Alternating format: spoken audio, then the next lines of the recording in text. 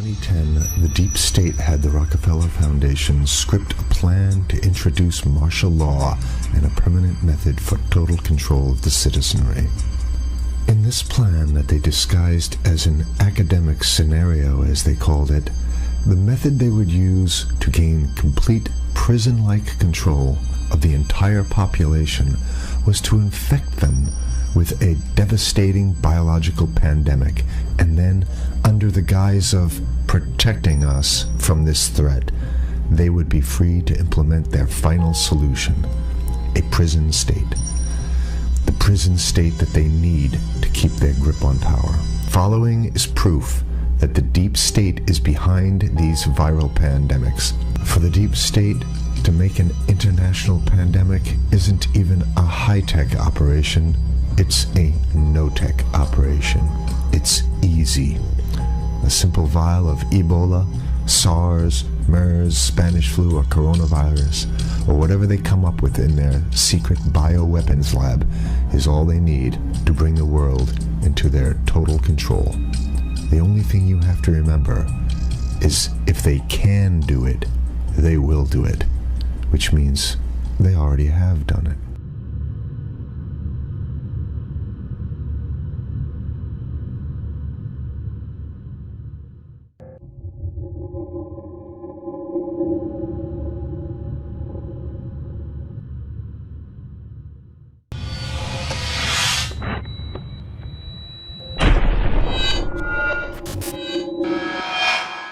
Ruling establishment has a lot of, they will stop at nothing to complete their toolkit of control, right?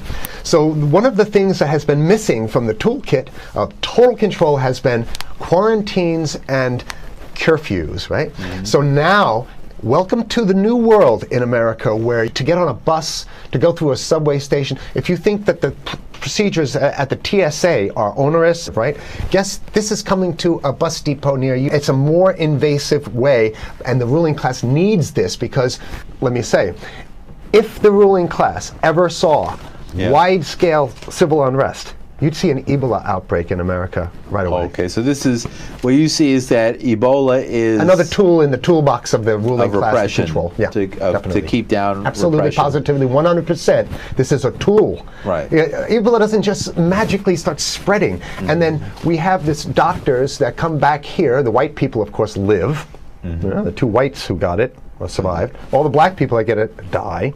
Right? It's very possible that these one of these NGOs over there is going around with a veil of Ebola, or spreading it from a small plane onto villages.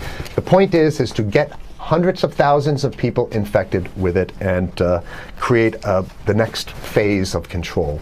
Now, one of the things I'd like to show to back up my my claims here. Here's a document from the Rockefeller Foundation.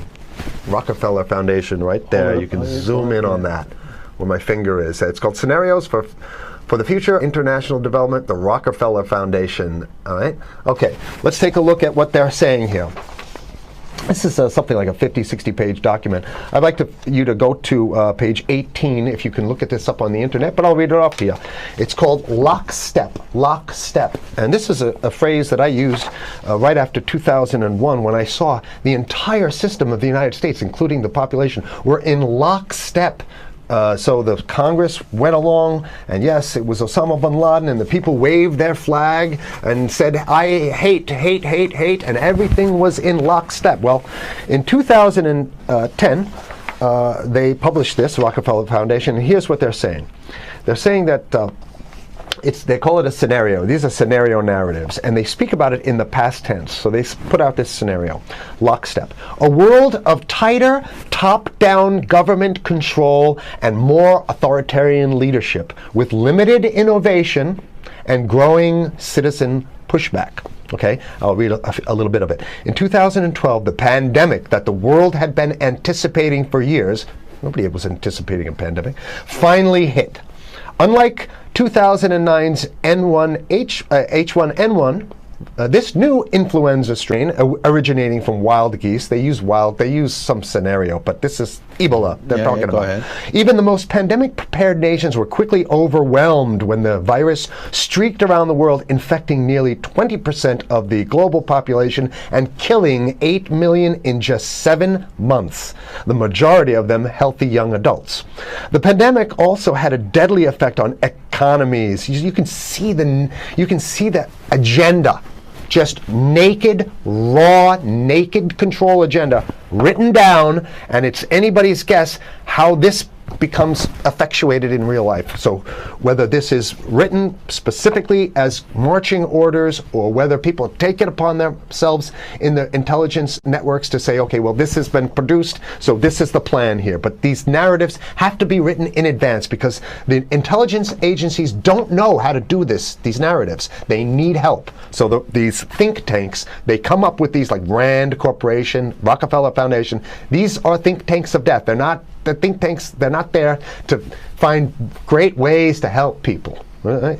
Okay, the pandemic also had a deadly effect on economics. International mobility of both people and goods screeched to a halt. Which is what they want. They want a completely isolated world, right? Debilitating industries like tourism and breaking global supply chains. Well, of course they want tourism stopped because they're not in the tourism business, and they want you at home in your house in front of the TV. Then they got you because once you watch the TV, they own your soul. Even locally. Wait a second, we're on television. I mean commercial television, let's say. National. Even locally, normally bustling shops and offices sat empty for months. Okay, so I love how they talk about it in the past tense in 2010. Right? The pandemic blanketed the planet, though disproportionate numbers in Africa died. Southeast Asia and Central America, where the virus spread like wildfire. It sounds like the opening monologue of a disaster movie, right? Exactly. Now listen here's the good stuff now. But even in developed countries, containment was a challenge. Now here's this one. I love this one. The United States' initial policy of strongly discouraging, in quotation marks, strongly discouraging citizens from flying proved deadly in its leniency. So they're saying, that... No, keep going. Okay, read it. Proved deadly in its leniency. So they should have been tougher, right? Accelerating the spread of the virus, not just within the United States, but across borders. However, a few countries did fare better. China in particular. The Chinese government's quick imposition and enforcement of mandatory quarantine for all citizens, as well as its instant and near hermetic sealing off of all borders, saved millions of lives, stopping the spread of virus far earlier than in other countries. So the message is here is we have to look towards the Chinese, the oppressive totalitarian Chinese regime as an example of what we need to be doing here. And of course, the ruling class here loves the Chinese regime because they have demonstrated to the ruling class the most efficient form of capitalism, which is authoritarian capitalism. So we have capitalism, but unfortunately we have this veil. I get it. We have this veil of democracy. This is very interesting. This is continue on. Okay. China's government was not the only one that took extreme measures to protect its citizens from risk and exposure. During the pandemic, national leaders around the world flexed their muscles, flexed their authority, and imposed airtight rules and restrictions. You can see the agenda. Okay, go. Okay. From the mandatory wearing of face masks to body temperature checks at the entries to communal spaces like that's what's happening right now. Yeah, but soon it's going to be like body. It'll be at the subway. Yeah, well, is that what you're saying? We'll be going through this in the subway to get on the buses and the subway, absolutely, things positively. like that. And what this means though is don't think about having a cigarette, a joint on you, or basically you can't. This is a dragnet for everything. So if in order for you in other words, just like with stop and frisk, this is ultimate stop and frisk. This is the ultimate cavity stop and frisk, cavity search kind of thing. All right, so during the pandemic, national leaders around the world flex their authority. Now there's some good stuff. Listen to this. And even supermarkets, they want body checks at supermarkets. Okay, so basically what they're saying is they're building a system where every move you make, You can't you get got to food. go through them. You can't get food. Can't Well, how get about if you food. go to the farmer's market? Right. Here's the good stuff now. I mean, it just keeps getting better. Even after the pandemic faded, this more authoritarian control and oversight of citizens and their activities stuck and even intensified. That's the whole point. So they're going to get rid of... Didn't that happen already with 9/11? Of course. 9/11 was how many, 14 years Sure, ago, and sure. we still have all these draconian So rules. they're going to put the body cavity USA searches Patriot in. and all That's that right. stuff. So in order to get to a supermarket, you got to have a body cavity search. And then when there's no more Ebola, well, you know what? We kind of like this way because we have a complete infrastructure of a control grid. In order to protect themselves from the spread of increasingly global problems, from pandemics and national terrorism to environmental crisis and rising poverty, leaders around the world took a firmer grip on power. Well, what the hell would rising poverty have anything to do with imposing strict citizen controls with face masks? So they're very sloppy stuff here. At first, the notion of a more controlled world gained wide acceptance and approval. I'm sorry. Nobody likes this stuff. They're just saying it.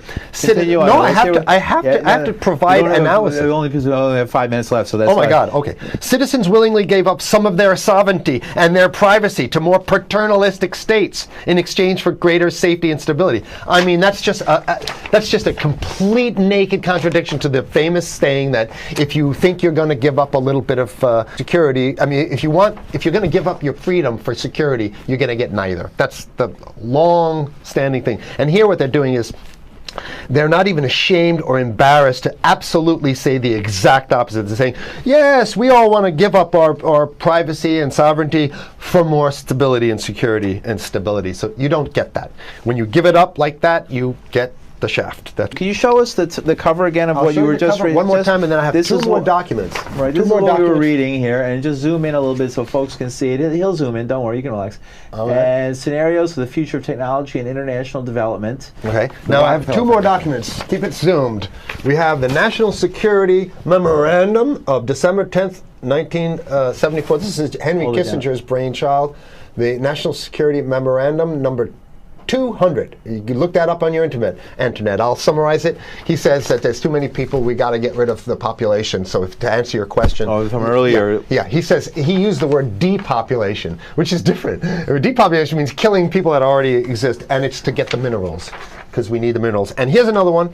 The CDC has a patent on Ebola. They've patented it. Yeah? Right. So basically, if you want to get a cure for your Ebola, you got to go. It right up here, right? It says human Ebola virus species and compositions and methods thereof, and it's a patent. It's a patent. They patented the main strain plus something like 17 other strains of it. So they own it now, and I don't know how exactly you can own that, but apparently they've done the same thing. Yeah, I didn't think you could own a natural. Yeah, you can. I guess the main thing to finish off this show is this: that